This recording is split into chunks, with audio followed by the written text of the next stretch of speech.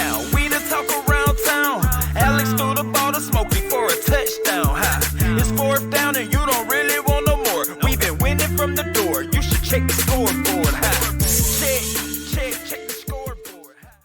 Welcome back to another episode of the Scoreboard, Week 10, final week, regular season, USFL 2023, and we have an exciting season finale with the exception of one team, which has already clinched the playoffs, unsurprisingly. To most people, your Birmingham Stallions are going back to the postseason one more time after a convincing win last week, but no team is eliminated. Not a single team is officially eliminated from playoff contention until the very final week, and I think that's about all we can ask for. It's about as good as it gets for Spring League Week 10. Smokey, how are you doing? Oh, I am good. I am better than Showboats fans right now because there was some people, as we noted last week, who had the Showboats at number one in the power rankings, and I haven't looked at those power rankings yet. I want it to be a surprise to both of us when we get to it later in the show, but I have a feeling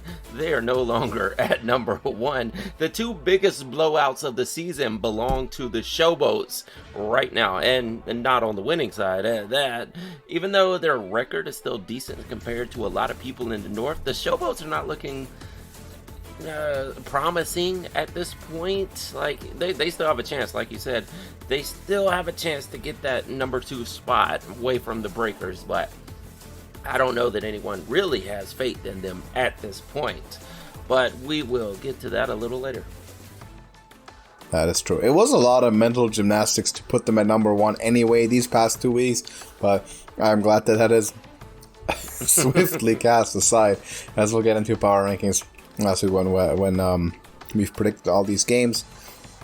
Let's start off with I guess let's talk about playoff scenarios here first, because it's a bit complicated. It is a bit more transparent than the XFL. Not that that was hard to do. The XFL was pretty bad, but we have the following scenarios. Let's start with the South, just to explain, so we're all on the same page. The Stallions are in the playoffs. If the Stallions win or the Breakers lose, they win the division. If the Breakers win, they clinch the playoffs. If the Breakers win and the Stallions lose, the Breakers will win the division and host that playoff game.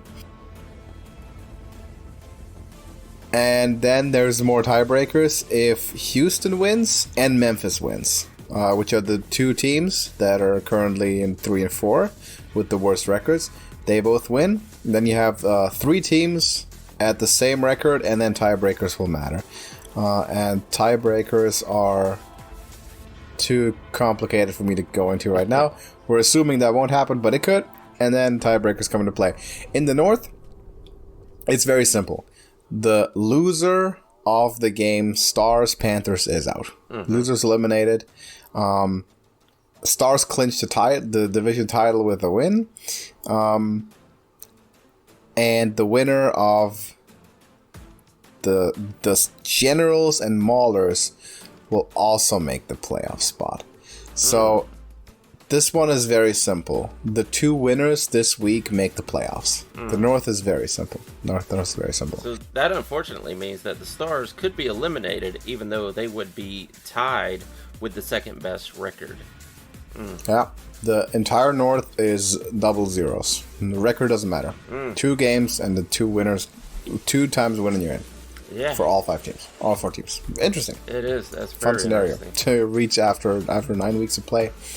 Get into this scenario. Oh man! And let's start with the North and the Maulers and the Generals. One of these teams has to make the playoffs. It's mandatory. Did you want to hear about our picks last week first?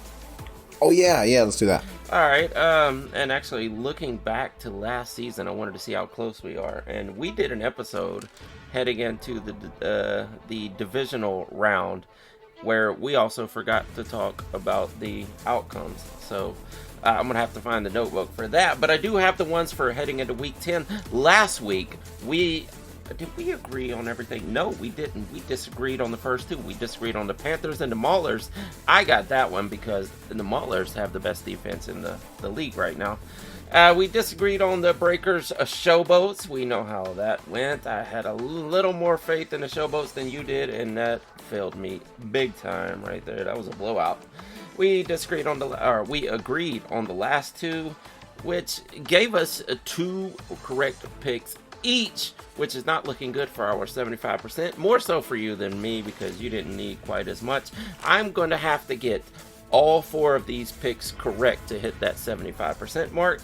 You are only going to need to get 2. I now stand at 26. You were at 28. And looking back to last year, like I said, heading into week 10, I had 25. So I am 1 pick ahead of where I was last year. You had 23. So you are actually 5 picks ahead of where you were last year. Like you said last week, this is by far, you're probably, I gotta say yes, your best percentage that we've ever had on this show. I think so. Across all leagues, too. Yeah, absolutely. Though, to be fair, it's easier to do that in a lesser amount of games league. 75% in the NFL would be sensational. I don't think we'll ever be able to do that. But okay, I gotta get 2. I gotta get 2 right this week. Confident that I can do it. I have some ideas here, but we'll see. First one, and these are all elimination games now, but this one, playoffs on the line, head-to-head, Maulers and the Generals. Yeah. And here's the thing. I have faith in the Maulers. And I actually wanted to bump them up farther up my power rankings than I did. If I was basing it just off of last week, the Maulers are up there in the top 4. But unfortunately, we can't do that. We'll talk about that later. Troy Williams is looking better with each game. He's not setting the world on fire. You know, he's not Alex Magoo out there. But he is hanging in there. He's tough, and he's playing tough. And he is getting better from week to week. Their running game is what it is. They're getting decent clips in their runs. Madre London, that is. Basically, they're still splitting 50-50 with Groshek, but Groshek is not nearly as good as Madre London. I wish they would give Madre a little more of the work and a little less Groshek, but doesn't seem to going to happen. They've been splitting 50-50 most of the season. Isaiah Hanney and Matt Seibert. Matt Seibert did absolutely nothing. If you could get the tight end worked in a little bit better, I think you got a bigger chance of winning. On the other side, the Generals looked really good.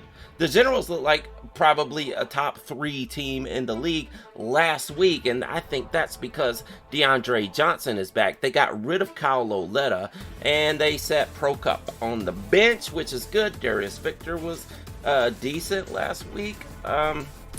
As far as, Cam Eccles-Looper is their number 1 wide receiver, but last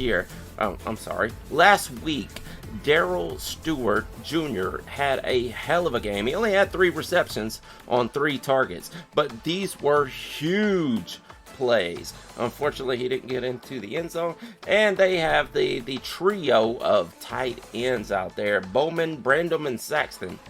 That kind of sounds like a law firm, but I love that they use, or like a band. Oh, yeah, that could be too, like Crosby, Stills, and Nash or something. But yeah, I like that they use their tight ends, whereas the Maulers are not. But I have faith in the defense for the Maulers. That defense is really good, and I think it's probably the best. You could argue top 2, along with the Stallions after the week they had last week. I am taking the Maulers on the road, and I'm scared because the Generals looked so good with DeAndre Johnson back, but I'm taking the Maulers. I will stick with my gut here. I think we didn't expect this to even matter at the end of the day. This game, 2, 3, and 6 teams, and one of them has to make the playoffs, because we didn't expect them to win, or at least with the Maulers. The Generals, no one expected to win. No, neither you nor I did. And they scored 7 points, and suddenly they have so much life. Yeah. So the first question is either of these teams dangerous in the playoffs? And the answer is absolutely yes, because we know that either of these teams is able at any given day to beat anyone in the North. So one of these teams is going to be a game away from playing in the championship, and from the XFL we know how quickly things can go. So we are a couple of fortunate events or unfortunate events away from one of these teams winning the league. We've seen that with the Arlington Renegades. So this is meaningful. Absolutely. None of this is like just a given. And they won't, like, whoever wins this is not just going to go away. So it has to be a well thought out pick. I'm going to also agree with you, by the way. I will take the Maulers to win it. Didn't think I would because they seem to be the worst team in the league for a long time. But you said it right, the defensive side of the ball tends to be more consistent than the offensive side of the ball when it comes to sort of struggling teams needing that backbone that's going to stabilize what they're doing. And I said the Maulers don't have much of an identity. Maybe they can hang on to this kind of defensive stand as their identity as they go into the playoffs. The Generals are a very volatile team. And defense, generally, if you're the Maulers, of course, you're not going to have 4 takeaways, 4 interceptions every game because you're not going to play against Panthers every week, who just apparently just have 2 plays in the entire playbook, and both of them are throwing it 25 yards down the seams against cover 4. But I think this kind of defensive performance is what rallies the team. And I think if they're able to get stingy and take the ball away once or twice this game, I think it's going to be enough. It's going to be enough positive plays. Now, I'm not convinced at all by their offense. They look terrible. Again, they're carried by their special teams, which I don't love seeing. But if you give your offense short field after short field like they did last week, it's hard not to win that kind of game. And I believe that the Maulers defense is able to do it one more time here against the Generals, who are too discombobulated to me to post 60 minutes of mistake-free offense. So I agree with you. Stallions at the Boats. Taking the show back out for a while. Just the Boats.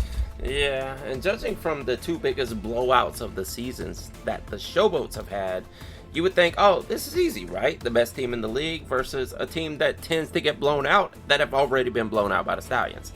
How bad does Skip Holtz need to win this? That's the question right here. The team is already locked in. And if they just take it easy and let the Showboats have this one, then they can play the Showboats again. A team that they know they can easily beat, right? Well, I guess that all depends on the Gamblers winning that game over the Breakers also. But if you go player for player, you know, I'm taking Jay Sternberger over Daniel Helm any day. I'm taking Deion Kane over Derek Dillon. I'm taking C.J. Marable over Jawan Johnson, although Jawan Johnson had 6 receptions in this game and looked pretty good. And Kareth White has been outstanding, although he gave way to Jawan Johnson being the lead back this past week. And it comes down to Alex Magoo, which is hands down the MVP. There's no doubt about it at this point. Thank you. There's no way around it. Like, no one else has a chance in the entire league. There wasn't in week 5 either, but people didn't want to believe it. Well, it was still close at that point in time. But anyway, Alex Magoo, MVP. Cole Kelly, not so much. 3 interceptions in that game.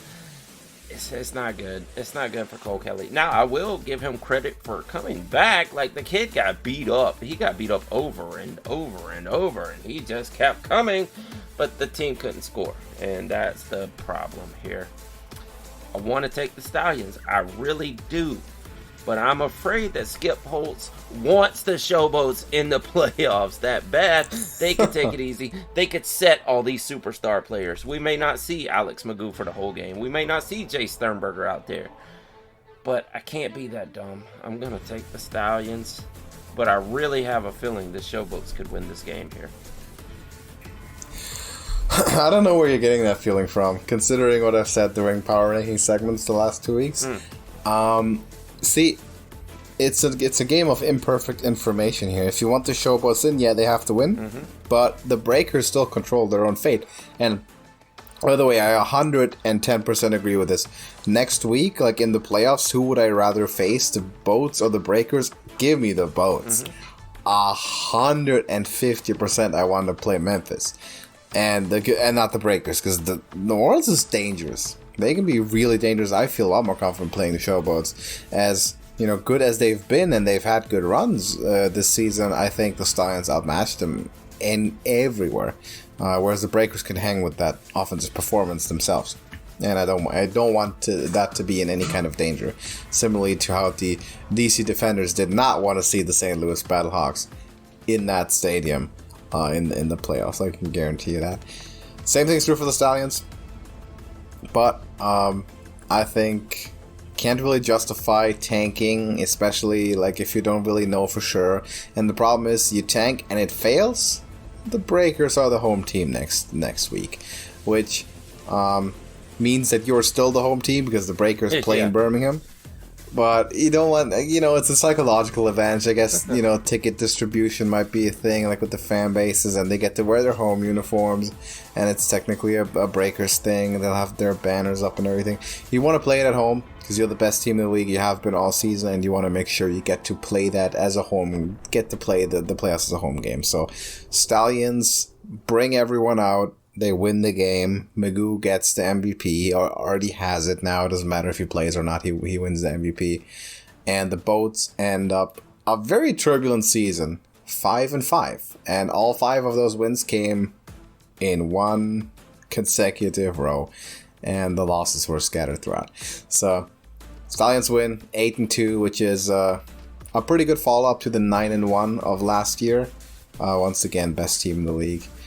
And they get it done. Boats are eliminated in a tough Southern Division. Team that would have probably clearly won the North had they played in it. But you can't pick where you play. Gotta win the division that you're seated in. Second game in the South, and assume the Stallions win. This is for the other playoff spot. Breakers and the Gamblers. Will these guys be resting some starters? Because they'll know the outcome of that game before they play. So that's another question. Does John DeFilippo want to take it easy here? Trying to figure out. I don't think you can. You don't think so? If the Stallions win, the winner of this game makes the playoffs. And if the Showboats win, then the Gamblers have to win to go to tiebreaker. Yeah. So either way, any team has to win. Yeah. Okay, so we won't be seeing that. I will say this, though. Wes Hill's the star of this team. Oh, wow, this is going to be a great... The 2 best running backs in the entire league are facing off right here. Although, both of them look worn out because they both have gotten so much work this week that both Wes Hills and Mark Thompson, to me, look like they have lost a step late in the season here because they had so much work put on them. We've seen...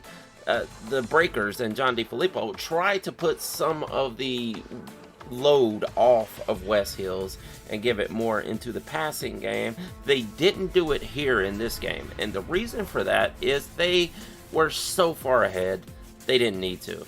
They had to go with Wes Hills. They even gave this guy Habibi Alikio, who I had never heard of before this game, he got a ton of work because we needed to rest Wes Hills here and get some other running back a little more work.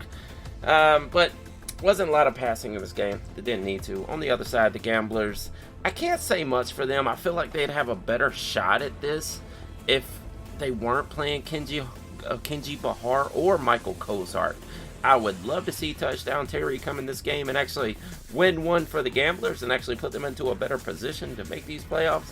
But I doubt it's going to happen. Seems like Curtis Johnson is in love with Kenji Bahar still. Even when he's playing so bad like he was last week, we don't see Touchdown Terry. We see Michael Cozart come in. Mark Thompson also may be hurt. I forgot about that earlier. If he's not going to play this game, that's another tick in the favor of the Breakers. Josh Peterson still looks great. But it's not enough. It's not enough for the Gamblers. I'll take the Breakers, just like the Stallions game. I'm going to go with the smart money here and go ahead and take the Breakers. I don't want to risk it. Do you think the nickname Touchdown Terry is warranted from what we've seen, though? Hey, he was Touchdown Terry in the one game that he played, though. In one game, yeah. Exactly. This is one game. I don't know if we go. If I don't know if the nickname is warranted if you've done it for one game. Well, I think he earned it in high school. A lot of people called him everybody's favorite neighbor Terry, which that's a huge nickname. So Touchdown Terry kind of stuck, even though bouncing around from college to college, he never set the world on fire, and obviously didn't make it in the NFL. But I like the name Touchdown Terry, and in that one game, he looked great. I think he could be a star in this league, but obviously Curtis Johnson doesn't believe that, so we probably won't see him until next season if that happens. It would be a big turnaround if suddenly gates open and Touchdown Terry walks out to start the game for the gambler side. Switch my pick then.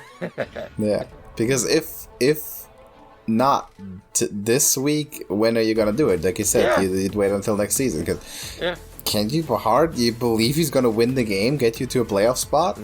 I'm not confident in that happening at all. And even if you win the game, you go to tiebreakers with New Orleans and potentially the Showboats if they manage to eke it out against the Stallions. And just to really quickly head into what the tiebreakers actually entail. So we have the first tiebreaker is head-to-head, which if the Gamblers beat the Breakers this time would be even, I believe, between the two of them.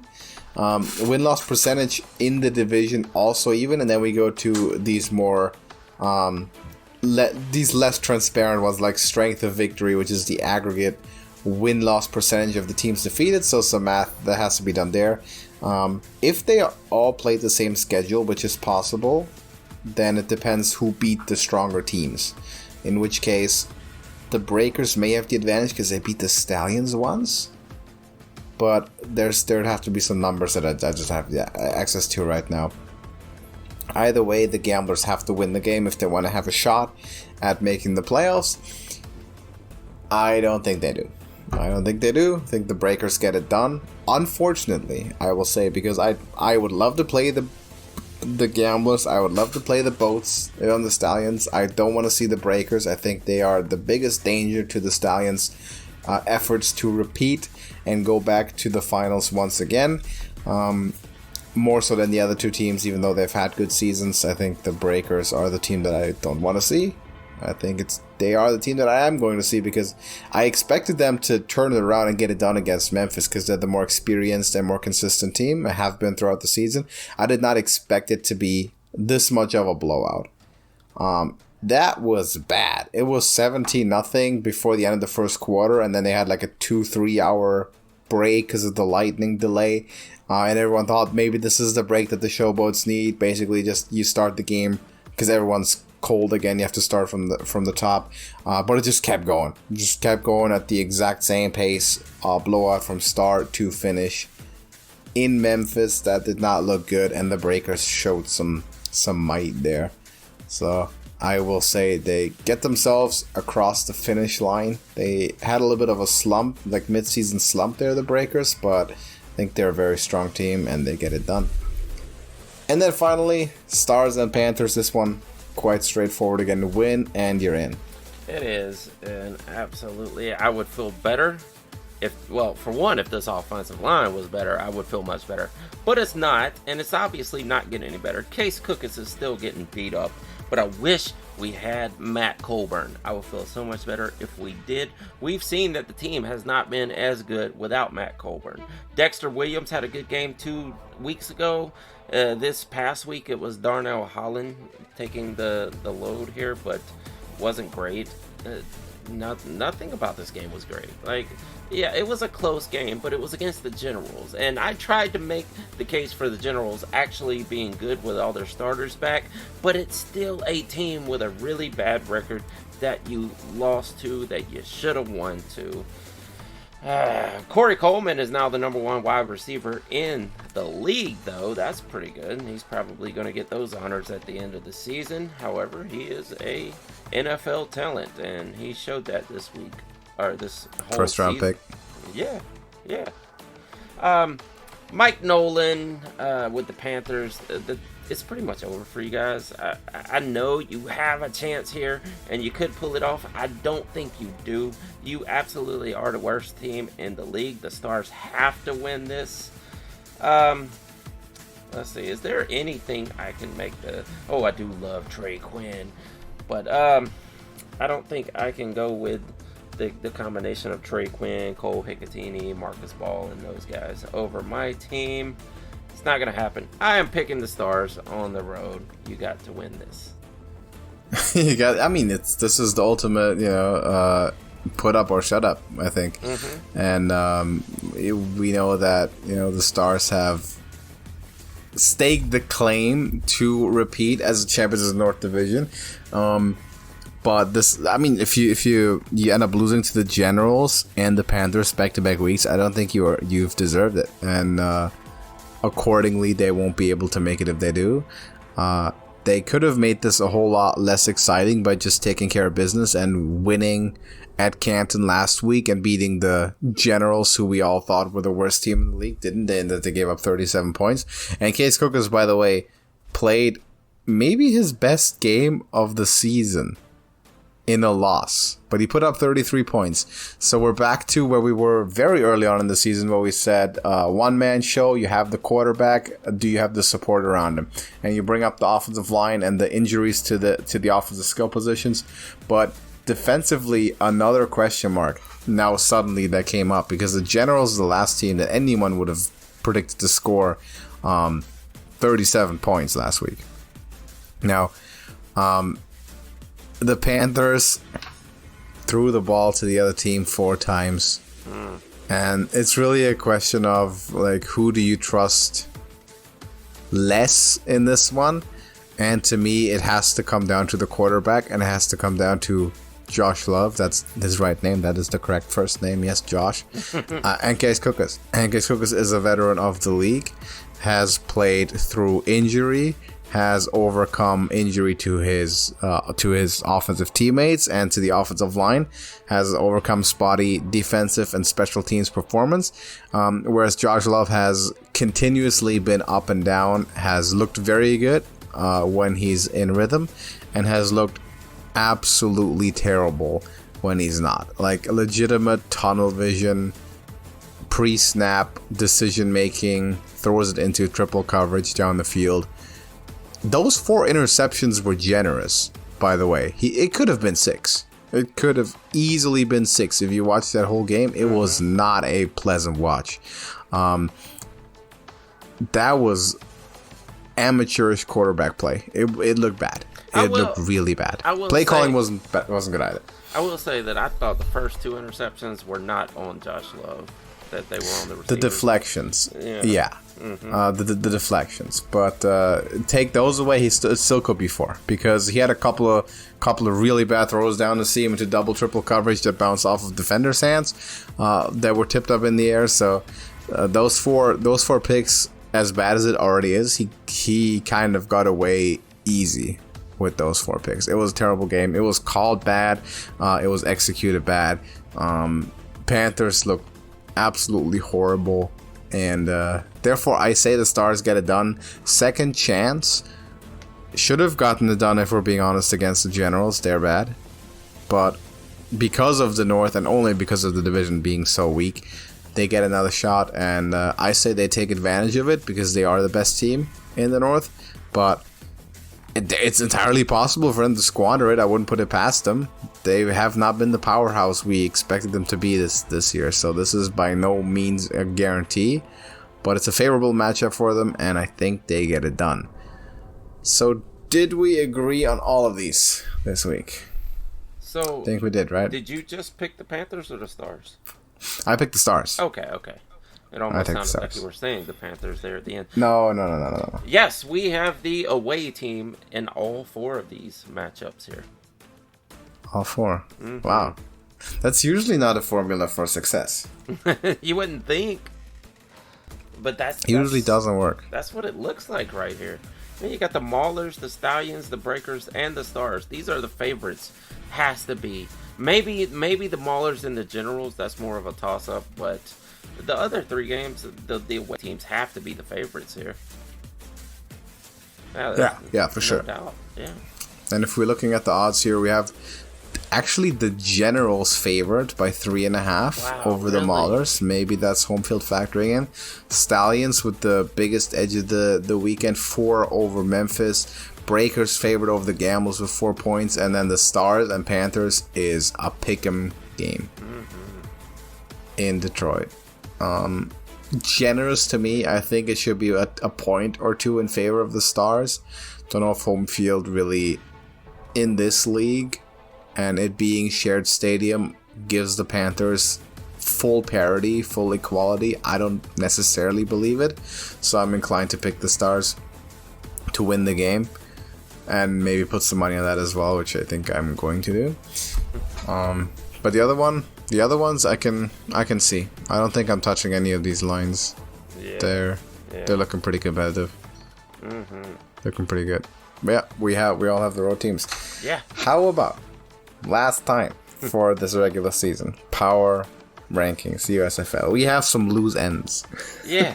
Yes. Yeah, definitely. We have, not us even. It's just there's a bigger story, overarching story going on. Yeah, and I'm actually clicking on it right now, and I'm going to wait until after I hear yours before I actually look through these. So, like I said earlier, if I was basing my power rankers off of last week, I would have the Stallions, Breakers, then the Maulers, and Generals, Stars, Gamblers, Showboats, and Panthers. That's just off last week. But unfortunately, I have to factor in fluke games and whatever you want to call it, that the entire season.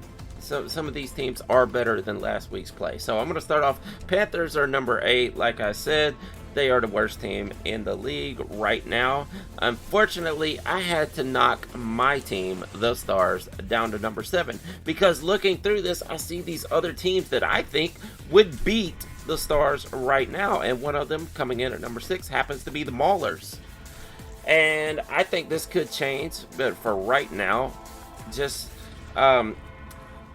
based on the whole season, but last week kind of altered this a little bit because I would have had the Generals at number 8 anyway, but this week they are at number 5. I still picked the Maulers to win that game. I think they're going to bump up after this, but for now, the Generals are at number 5. I got the Gamblers coming in at number 4, the worst of the North Division. I still have the Showboats up there. A lot of people probably would have dropped them down into the bottom 4 easily, but it could be a fluke game. I don't think they're going to win, though. So the Breakers come in at number 2, and the Stallions are at number 1, and no one can debate that at all at this point. No one can debate that. That is right. No one could debate it last 2 weeks. People still tried. Now it's preposterous. No one can even attempt to do it. The Stars at 7 surprises me. I thought you'd be more... you'd look at them more favorably. Somehow they've lost 2 in a row. Somehow they have a losing record, and somehow they are number 1 and favored to win the division somehow. Goes to show you how strong the North really is, and it's kind of a flip flop with the XFL that had the South, the very weak Southern Division, and the very strong North. Panthers at 8 after that showing. I don't want them to end at 8 because the Panthers are a much better football team than the Generals and the Maulers. And for some reason, it just perpetually never comes out, and instead they shoot themselves in the foot, and it actually looks worse. It's almost like, because they have so much more potential, if they used all of that potential to backfire, they can backfire harder than the other teams. That's the best way I can describe it. And that's what the Panthers have done more than anything else this season. So they should be at number 8. Talent-wise, top 4 team, playoff team. Execution-wise, number 8. Number 8 at the moment. Give me the Generals still at 7. And this is a tough one. I'm putting the Generals there and the Maulers at 6. Because I did pick the Maulers to win the game after all. Both of those teams, a lot of question marks though. The Maulers offense is giving me nightmares, like legit stomach pain, picking the Maulers every week because I know it needs multiple interceptions. Like the offense needs to have the ball. They need to start with the ball on the opponent's side of the field 3 times for the Maulers to be in a game, to have a chance to win a game. That's just a fact. That defense can do it. Special teams can do it. Remember, they had like the greatest punt in the history of pro football last week, and then the excellent kick return to the 20, and they do that on a regular basis. Special teams, the Maulers, the best unit in the league by far, like all of them combined, kicker, punter, and a return team. But it definitely keeps you awake at night if you're a Maulers fan, knowing that that's what it takes. Because your offense doesn't really move the ball. They kind of need to get the ball in field goal range to be, like, to surely score points. Which is not something that's going to get you far, but you don't have to go far to make it in the North this year. The division isn't very good. So I'm taking them over the shaky Generals. Maulers at 6. Stars at 5. I have the entire North 5 through 8, but the Stars are still the number 1 team. They lost. They're still a better team, and I think they'll get it done. Overall, they're the most talented team. Maybe competing with the Panthers. The Panthers are even worse execution-wise. But everything can happen. We'll see how it goes in the North with the playoffs. Number 4, still the Gamblers. They lost in equally unimpressive fashion as the Showboats. Last week I had the Gamblers below them. I still do. I think the Showboats are slightly more potent offensively, and I'll take the Boats at 3. Breakers have established themselves at number 2. I know Mr. Young had the Breakers at 5 last week. The Boats at 1. I wonder how that went after last week's games. And number 1, obviously, the Stallions with the MVP and the prohibitive favorites to repeat showing up for a second time in a row. The dynastic Stallions in the USFL Championship game. Dynastic even. Dynastic. If they go back, like they win the Southern Division again, they go back 2 back-to-back championship games, even win the championship, that is a dynasty. For sure, a USFL dynasty. Yeah. I mean, can't really argue that if they win 2 in a row after the restart. You can't really argue that. They are the Stallions of this league for right now. I do want to argue something you said, though. You said that Chris Blewett, the kicker for the Pittsburgh Maulers, is the best kicker in the league. I said the special teams unit. I know, Luis, you're gonna say Aguilar. Yes, yeah. Aguilar. If you isolate it down to just the kicker, I think that 8 made field goal game kind of disqualifies. Yes, I think Luis Aguilar is probably the best kicker in the league. I'm saying overall special teams. If we looked at total special teams yards and like especially the ratio between special teams yards to offensive yards, the Maulers are by far ahead of everyone. Just as much of an indictment on their offense as it is a praise for the special teams, though. Yeah. I definitely think they're number 1 and 2, and there is an argument to be made which one is number 1 and which one is number 2.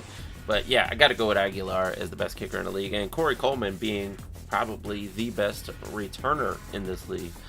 But yeah, I can't argue that the Maulers have a great defense and a great special teams. Now, we need to get into Mr. RJ Young's power rankings here, and I think, actually, I don't even want to say that. Oh, I was going to read out the headline here, but I want to leave you in suspense.